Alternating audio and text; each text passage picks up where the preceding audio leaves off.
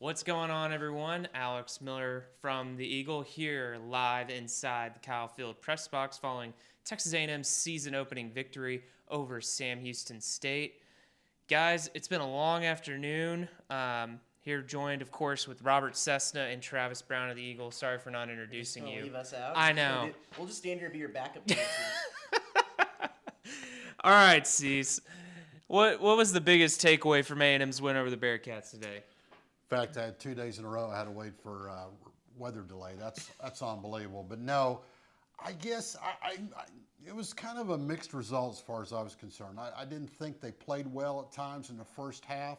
I was impressed with their drive to open the second half. I was impressed with some of Haynes King's throws, but not his other throws. I think it's a game that Jimbo's going to use a lot for coaching. And a lot of youngsters played. To me, a typical first game. I actually thought they'd play better, and maybe that's on me since they didn't have a lot of seniors. Once again, when you look at as few seniors as they have, and I still don't think Sam Houston might be a good team, but it's a good game. It's a game you can build on, definitely. Travis, you seem to focus a lot on Haynes King and his first outing back since he got injured last year against Colorado. Diving a little bit more into him, what'd you kind of make of his outing this afternoon? I mean, C's kind of nailed it when he said there was some great throws, there were some not so great throws. You look at the one that actually kind of popped back up in my mind was the one to the sideline to Nia Smith early in the game where he jumps up and catches it over the receiver. It was a perfectly placed pass, right where he could get it right over the receiver, move them down the field, or the pass down the seam that Nia Smith scored that 66-yard touchdown on was perfect strike. All he had to do was just kind of turn his hips a little bit, and it was right there.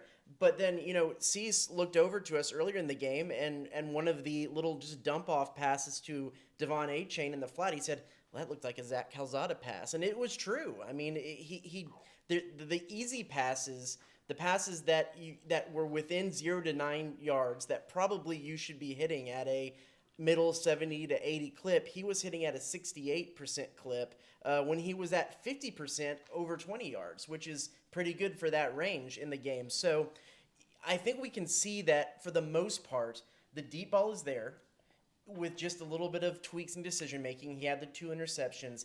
It's that mid-range and short level pass that actually is something that he needs to work on, and they're going to need those kinds of plays moving into SEC play when you face stouter defensive backs who are going to eliminate that deep passing game. Yeah, Haynes King, of course, he was 20 of 31, 364 yards. A lot of those came on those 3 long touchdown passes over 60 yards, 3 touchdowns, 2 interceptions.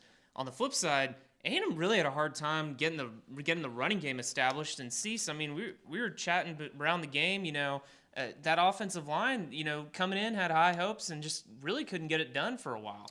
Yeah, once again, I want to read into things because you see maybe why Haynes King does get a big, kudos over Johnson for the job because his legs, he can make a lot of plays, and I was not impressed with that offensive line at all. Now, true, they're missing Bryce Foster. Could he mean that much?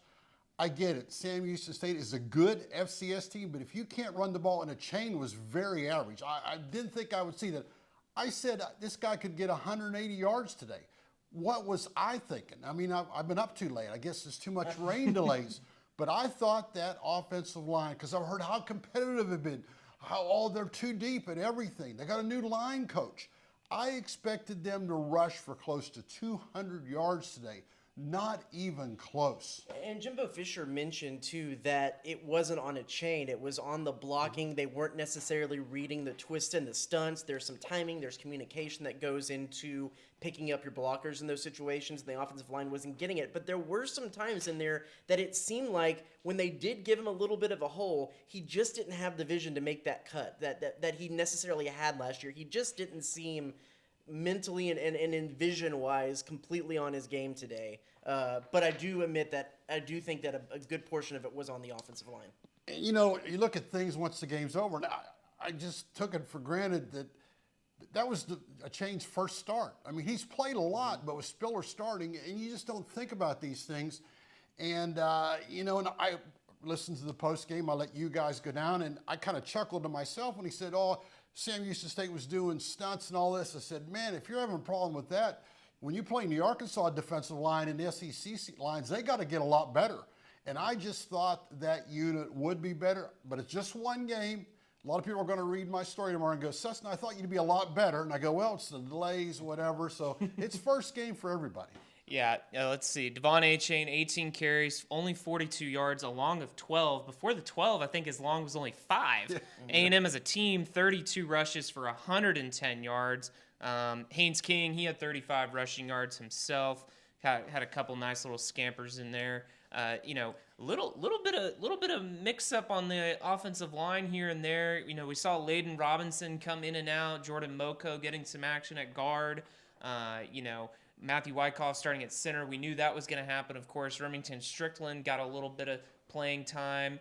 And, it's going to be interesting to see if maybe there's a little bit of musical chairs going on in the coming weeks. It's certainly, they had the 2 hour and 41 minute, I think, rain delay. I honestly think that did them some good. I think that they loosened up a little bit coming out of that. I think they were a little bit tight. I think there was some, like even Jimbo Fisher said, some wide eyes from some freshmen in there. I think going in there kind of let everything, because they still weren't great in the second half, but they looked like a completely different team. They looked like a team that was on the same page as each other. I mean, really, especially the offense, if you go back to the first, besides those 2 long touchdown passes, they were pretty anemic in that first half. It really was the second half that made them that they really came out. And I do think there was something to having that.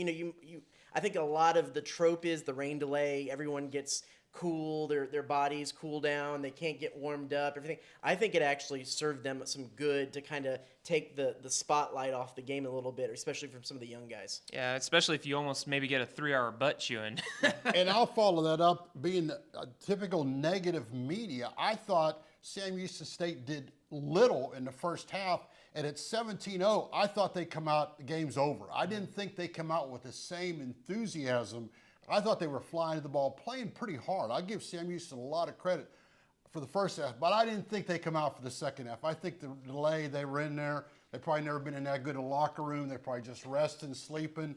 I just thought they didn't come out as well. And maybe, once again, I'm trying to read. I didn't think Sam Houston answered the bell, which is not good for A&M. I mean, A&M, I still think, should have won by more. And I'm writing at the end, I go, 31-0. What else do you want? Well, I'm like anybody else. I thought they should have done better. Well, and what stuck with me was, if there's an adjective to describe Jimbo Fisher on offense, it's stubborn. And truth be told, they came out and ran the football pretty much all the way down the field that first drive. And, they get the ball inside the 3, and it takes them 3 tries to run it. He runs it all 3 times. No play action, no passing. He's just trying to run it with that 2 tight end set. And, that's just the way he rolls. You're kind of mentioning he's done that before, too. Yeah, and the good thing was that was a great drive. That's what they should. They just pounded the ball. They run some eye. I saw Smith carry the ball. But now, see, I think I'll be a coach/writer. I'm looking forward to that next game because last year we didn't see it because Haynes King got hurt early. So now I want to see how do you build on that against a better team. So what do we see next week? If I remember right, too, a little bit of a slow start against Kent State last year, and then I know it wasn't Haynes King, but even you go back to 2020, the good season, that Vanderbilt game had a lot of people worried. It just isn't necessarily that first game isn't necessarily something that Jimbo Fisher's teams have done well. So there could be some bright side to that. Yeah, and once again, it's just one game, but now at least we're not talking about what we didn't see in fall camp. I'm talking about what I saw, like Durkin, like the defense, 1 penalty, smart defense, played well, wasn't out of position a lot. The biggest play was on special teams screwing up, not Durkin. So I give Durkin a high grade today. Yeah, I think the only thing that had me a little concerned in the first half was actually the defensive secondary, which a lot of people said, and we even, thought might be one of the strong suits, and it still very well could be. But you had a couple of times where some guys were slipping through the middle of zones and some guys slipping in the back that if they had accurate passing from the quarterback that could have turned into some big plays, and it could have made that first half a little bit more interesting. Things locked down a little bit more in the second half. Some of that might have to go to Jalen Jones being out, one of the veteran cornerbacks. They were rotating Tyreek Chappelle and Denver Harris in over there. I thought Denver Harris had a pretty decent game over there. It was actually Tyreek Chappelle who had the most notable, got blown past, and it was a overthrown ball. Took But ownership of it, too. secondary was a little the whole game was stop-start except for the defensive line. I thought the defensive line was good from start to finish. The defensive secondary was a little stop-start in the game too as well. Yeah, pretty vanilla up front for A&M. You know, they got pressure, but weren't really throwing any crazy stunts and blitzes at them, just kind of sticking with their base defense. And, hey, truth be told, A&M's defense, when Sam Houston was threatening, they forced 2 big turnovers and kept the goose egg intact, so... Yeah, you forget it's a long game. They should have had the one play where Chappell played it wrong. I thought they put enough pressure on the quarterback that he threw a lot of bad passes, and they weren't able to get open, and so they did enough. But you're right. The way the game was going in that first half, if they make that play, and it's 17-7, let's be honest, they don't throw Smith at the end. That 10-0 at halftime, that'd have been real shaky. Well, I think one of the highlights of our day was maybe during the delay, getting to watch the end of that Appalachian State North Carolina game. What a bonkers game! And I mean, you know, you look at what A&M did.